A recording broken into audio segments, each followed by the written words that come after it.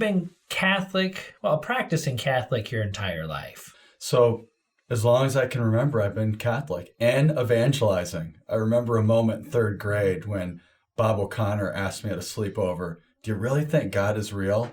And I guess that was my first time to really evangelize. So even some of those South Dakota boys were wondering if God was real. Yeah, back we in all third do. grade. Not just the South. We all take a moment and go, "Really?"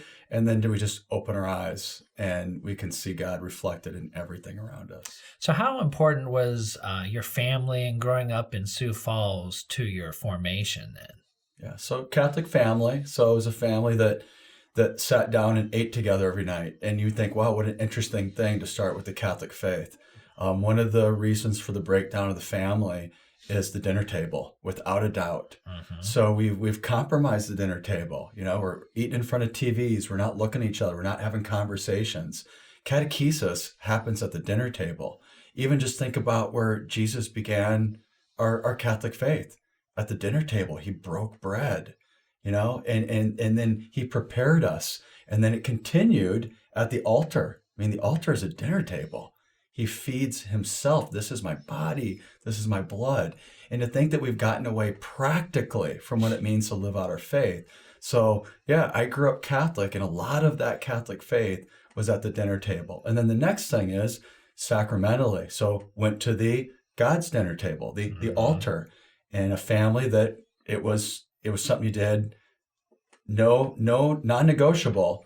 You went to Mass. Yes. And it had a mom that said, bring a bulletin back, bring a actual bulletin from church. So you had to prove it. It wasn't just like, so you remember what Reagan said to Gorbachev, trust but verify. So I had that kind of mom. I had a Ronald Reagan mom, trust but verify. She wanted to believe you, but some proof would be good. Yeah. Huh?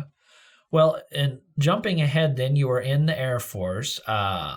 Describe just a little bit of that time to us, if you would, please. Yeah, it was interesting because it began with a discernment between being a priest and joining the military. So heart for service as a young person, knew that there was going to be a journey of service, and I really wanted God's answer, and I wrestled with it. And where I found peace was joining the military, serving God through the military. I share that because a lot of people go, wow, was it hard living out your faith in the military? Not at all. Not the military that I wore the uniform as.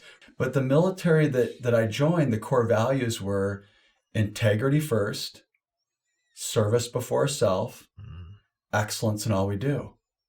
Guess who else stood by those core values? Jesus Christ. I mean, he's lined up right with those core values.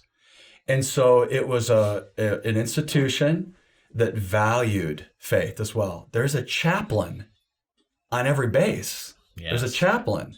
And so the institution, praise God, still values faith and the value to life in defense of freedom, and that being God's greatest gift, our very lives, and to defend it. So living out my faith in the military was good.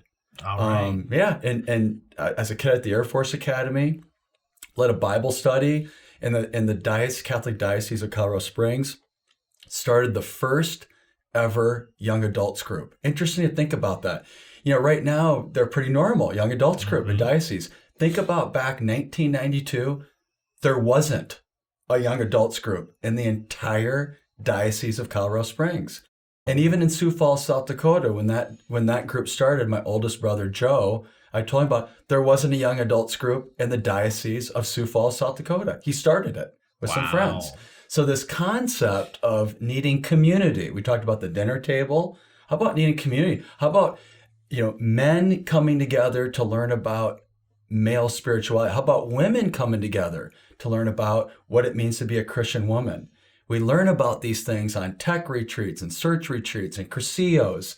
That formation is needed. And that formation, of course, is lacking in our culture right now.